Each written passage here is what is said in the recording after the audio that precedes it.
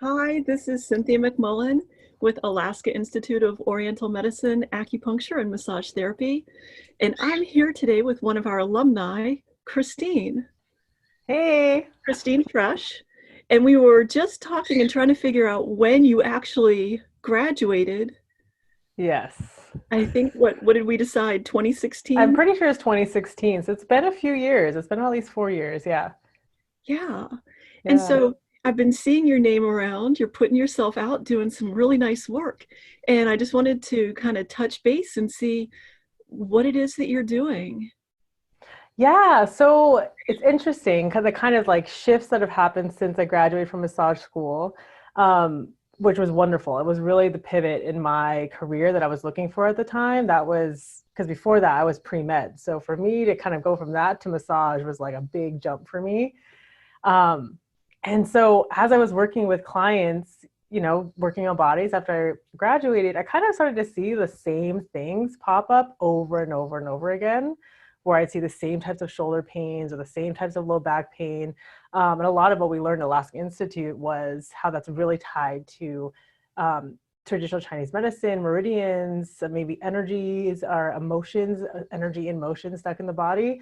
And so I started to notice that just consistently, like it would be the same patterns with people. And I really started to take it a step further because it gets a little exhausting working on the same thing every single time without any result, right?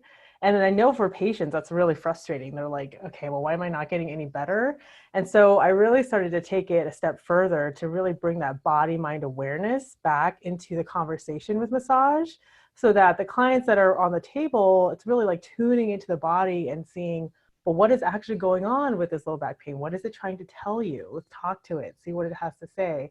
And this beautiful awareness has started to come through. And so that's really how my work has shifted now to really embodiment work. So understanding what's happening in the body and like translating that harmony with what you're feeling, like physical pain, and then what it's actually meaning, how that's translating in your life. So that's what I do now. And I do work with clients more on that kind of awareness piece with retreats and one-on-one, and of course with massage as well. So that's what I've been doing now, and I love it. I love it, love it, love it. Yeah, so what are you doing with the retreats?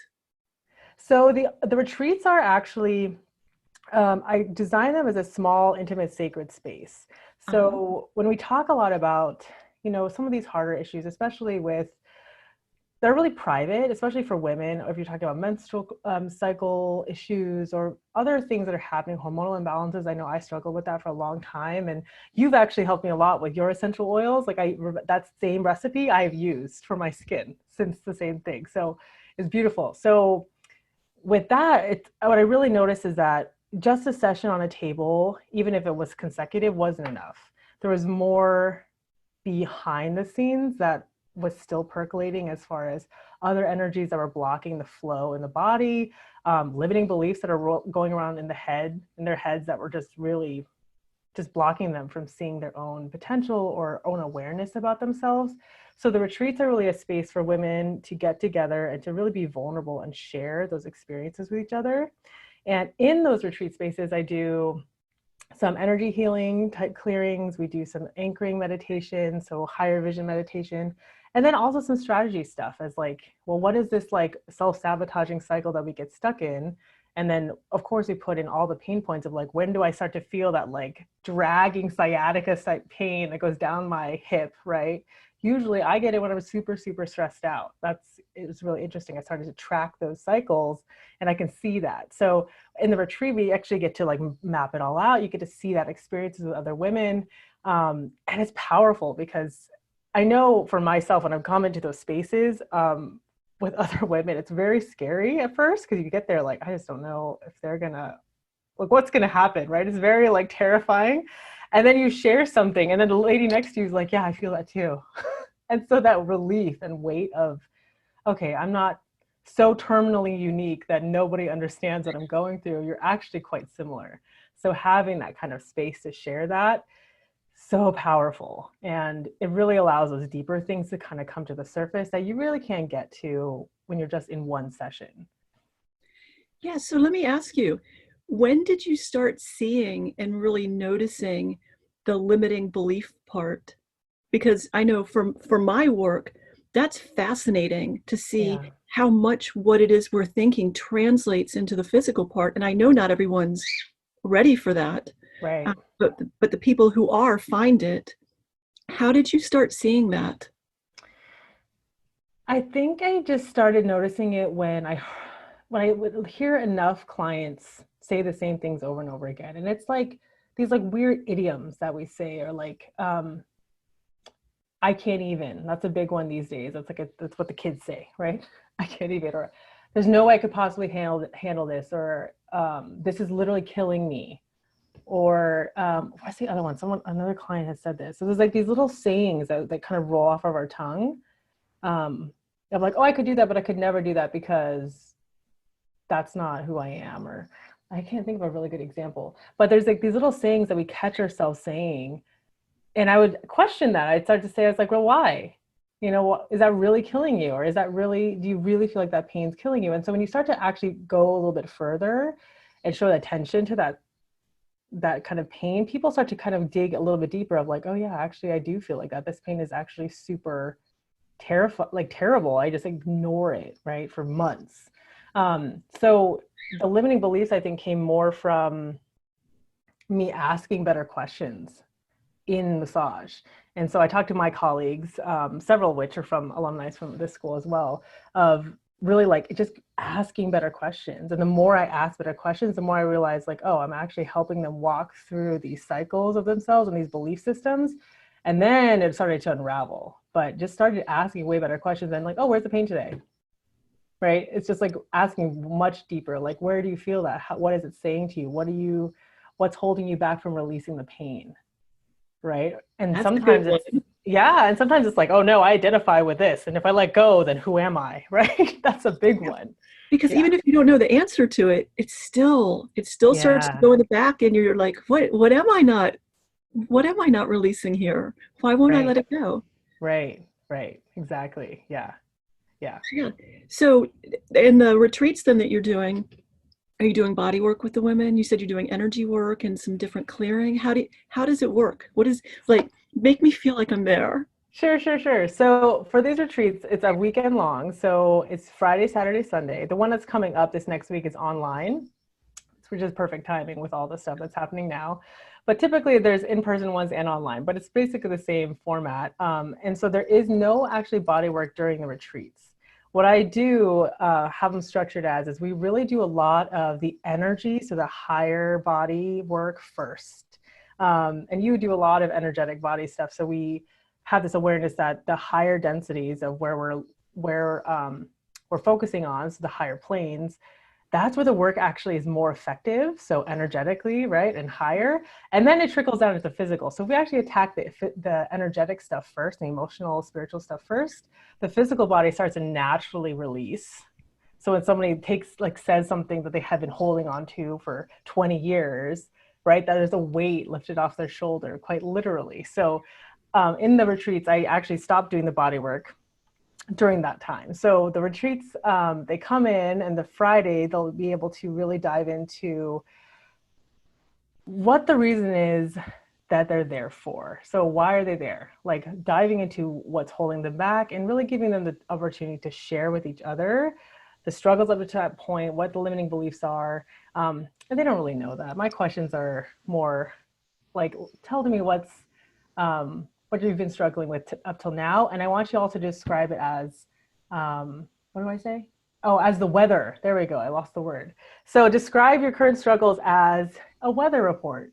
And then the women are like, it comes from this like third person objective, right? Of like, oh my gosh, well, there's this raging storm, and then all of a sudden, then there's like this hurricane, and then the other storm passes through. And so there's a kind of this like different languaging just to meet themselves in that space.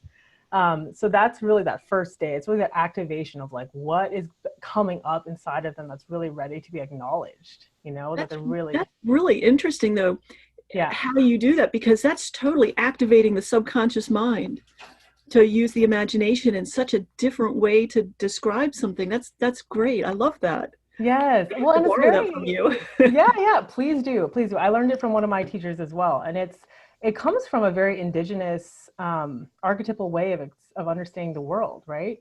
And we learned that in TCM as well. There's very different ways to describe pain, like multiple facets and layers of what that looks like. So it's the same way.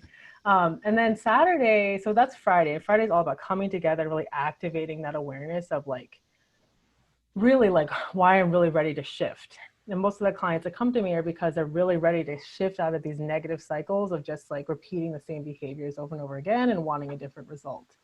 So that's pretty much Friday. And Saturday is really all about the strategy piece, because I am very woo-woo. I love energy work. I love it all. It's so, so great. But I think it's really important to anchor it into our reality and to understand who we are. And so the Saturday is all about understanding human design. So I do a kind of a crash course in human design.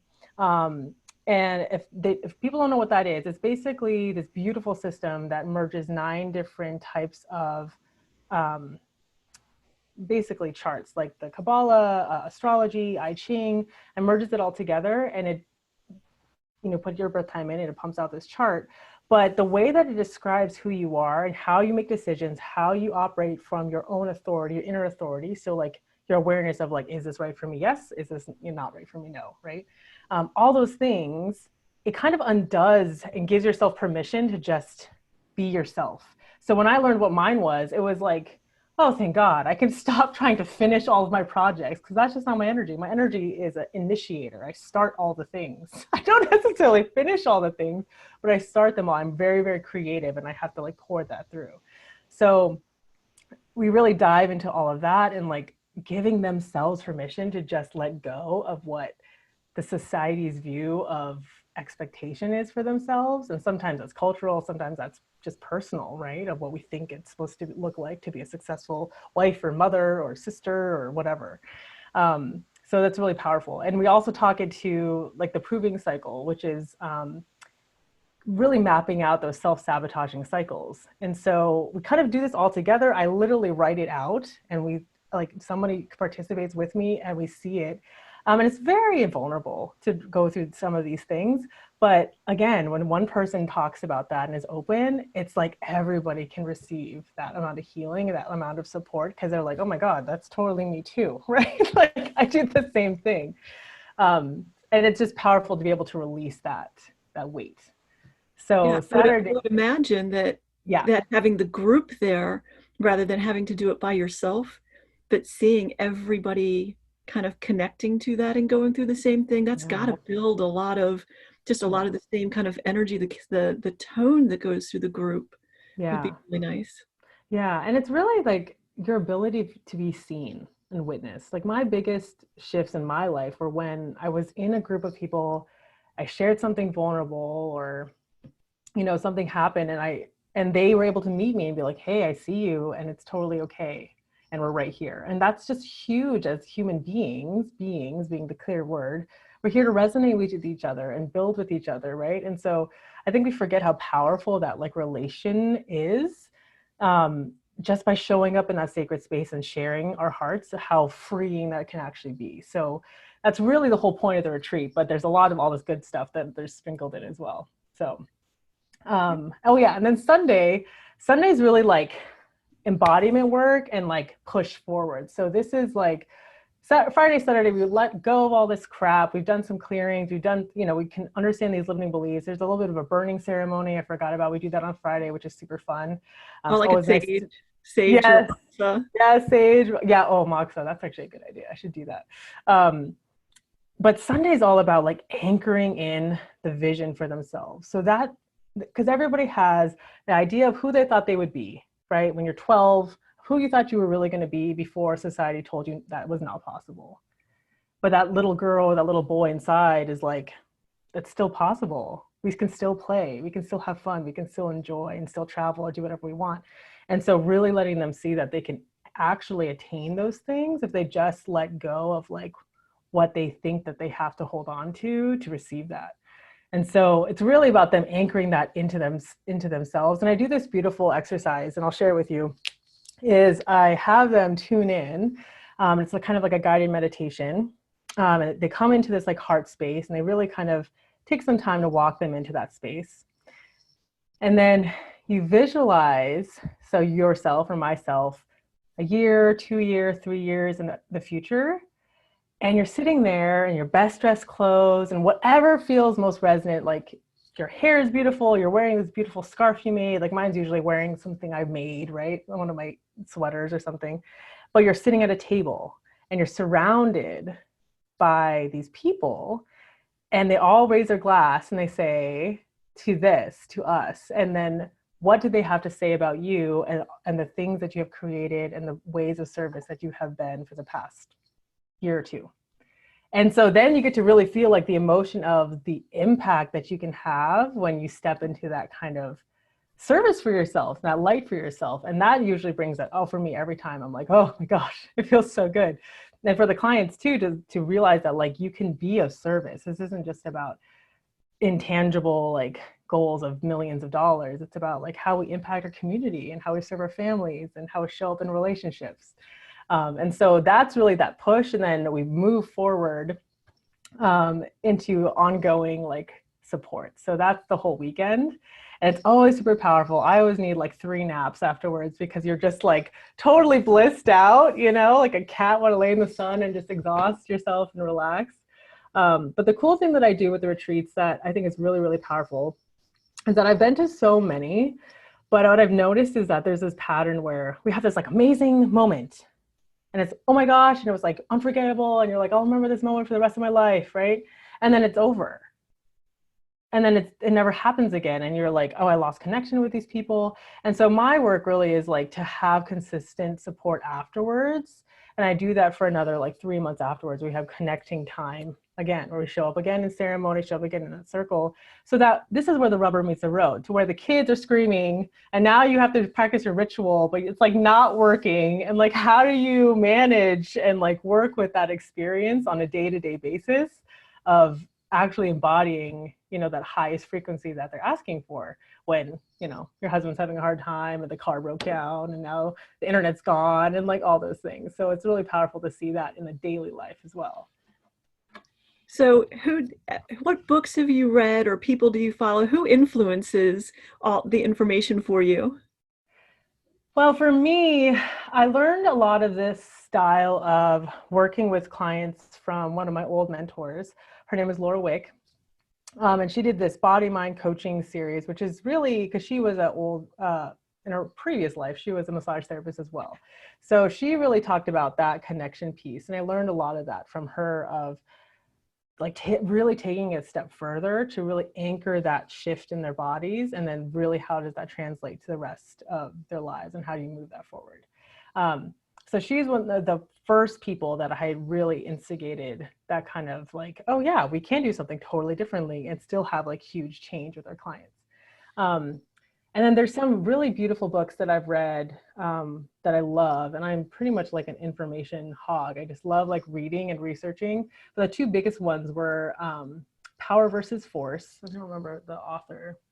That was a big one. It's all about basically applied kinesiology, but you can see the levels of consciousness and how that changes in people's bodies based on what they're consuming, what they're reading, the thoughts that they say. And so it really helps me with like affirmations and testing those types of things. And the other really cool book that I love is Feelings Buried Alive Never Die. I don't know if you've read that one. That's like totally right up your alley. No, I haven't. Say the title again? I don't have it down here. Feelings Buried Alive Never Die. Okay. And it's like from, I think, the early 90s or maybe late 80s, but I think it's Carol Truman, I think is the author. But she basically talks about that before even quantum physics was a thing, right? She talked about how if you have energy or emotions that were trapped, right, trauma induced of some kind, you block them from moving through, and that they can cause physical disease. And so she has a whole list in there. And if you use muscle testing or if you're just intuitive, you can tune into the different vibrations. You can see which emotions are stuck in the body and then the affirmations for which and how to clear those. And so I teach those with clients on how to do that. Like they can literally go pick up the book. I will teach you how, do it by yourself, or we do it with clearings in a more intuitive way. But that was like super huge because I was like, this has been out for like 30 plus years, you know, where has this book been all my life, right? And so that was a huge one for me. Oh, great. Yeah. I'll have to find it. I'll have to look it up. Yeah, I'll have to text it to you because they are powerful. I love both of those books. They're super, super great. Yeah. So tell me, when somebody goes through your retreat, then what's the ultimate thing that you would like to see happen with one person when they come out of it? The ultimate thing that I really, really ask for is that they can give themselves permission to just show up to be themselves in whatever capacity that looks like. Um, really to just let go of the constructs and the ideas and belief systems and programming that we have thought were us, but not really were us, right? It's like societal pressures, or for me, it's like mom pressure. Like, you know, you have to like go, you know, do all the things to be successful. And that's not a bad thing. It's just, that's just part of things, right? And so my definition of success is very different from my mom's definition of success, right? And it's just like all these different things that really just block people from embracing who they really are. But when they can stop fighting themselves and finally just be like, cool, I'm gonna, like for me, like I'm gonna start all the projects and then delegate them to somebody else to finish them, I feel great. And I could just constantly be in my flow state all the time. I don't have to worry about who's gonna finish it because I have somebody for that. It's so much easier, right? It's like trying to do like all like video editing. I'm like, I don't know how to do that. I'll send somebody else to do that, right? Like give somebody else that has the power to do that or the gifts to do that for you. So yeah, I think it's really just for people to just be themselves and give permission to be themselves and to trust that when they finally do that, that they will actually be met, that people will be like, oh my God, what did you do? Like nothing, I'm just me now. I don't have this like weird idea of who people think that I am. I just am me. And that's this beautiful, beautiful transition.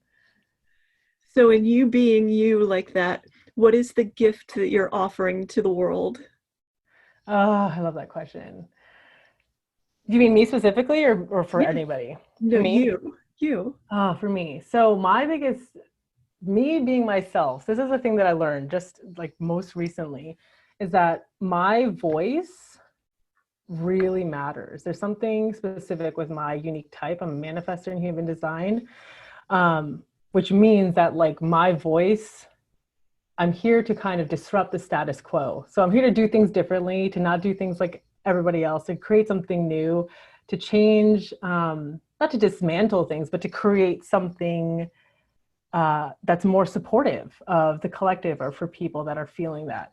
And for me, I really just feel this like surrender around, I don't have to be my, like the way my business looks or the way that I support my clients, it doesn't have to look like anybody else's. It gets to look just like how I want to. And they get to be deeply served. I get to feel deeply served. And it's all good. But there's this like kind of like, there was that trepidation for a long time of like, can I actually do that? Like, can I actually just be me and like that'll be all right? And it's true, and it is, but it takes that that ability to like walk through that kind of fire for yourself. And so practicing it even daily now feels like it feels easy and it feels fun. It feels light. It feels free. It feels like, yeah, like this is just Why my did I life struggle now. with it for so long? Right. Like, really? I thought that that would be a hard thing. Just be myself. Yeah, exactly. Yeah. Yeah. Well, I've been feeling so connected to all the people doing any kind of light work or energy work, things like that. Yeah. And the style doesn't matter. It's Right. there's a feeling in it and it's so connected right now. And Yes. so Yes. I wanted to just reach out and is there any last words of wisdom or last energetic expression that you'd like to leave us with? Um, the thing that I feel has really been coming up, especially when you mentioned the light workers, is that we're all on this planet on our own hero's journey. That's what's really been coming up for me this last couple of weeks. Learning our own things, discovering things about ourselves. And I think specifically with this time in the world, for everybody, there's still there's thread of trepidation, right? Of working through that on many layers. Like for me, when I do something new, I'm like, oh my God, it's still a little uncomfortable, and you have to like stretch into that. And the biggest thing that I've been really feeling into these past couple of weeks is that you can be afraid, but to show up anyways, to still show up and say yes, to still try that something new, to still sign up for that new course, like go take that energy healing, you know, retreat, like do what makes you feel aligned with what your highest vision is, and just do it anyway. Like you can be scared, but just show up and just do it, because it's only then do we really get to feel that expansion of who we are. Because if we don't, we're just sitting right on the sidelines of our life for however long it takes. You know? So I think that's probably the biggest thing that I've been feeling as well. Right. And on that line, I'll say that I've noticed people really starting to open up and connect more to that, to be drawn to this type of energy work or light work. And it's like there's a switch or something that's happened. To me, 2020 has felt, the energy has felt completely different. Yes. And people going and finding it. I think synchronicities are out the roof right now. Yeah. Yeah, I know. I've been talking to clients this week, and all of them are like, yeah, I didn't know, but I just felt like I had to call you. And I'm like, okay, let's have a conversation. Yeah, absolutely. Absolutely. Yeah, great. Well, I wish you the absolute best of success. I hope you have so much fun and empower so many women, and really, really make a shift. Oh, thank you so much. This has been so great, Cynthia. I love it. Yeah. All right. Well, thank you. You're welcome. Thank you. I appreciate it. It was great. I loved having this conversation with you. Yeah, me too.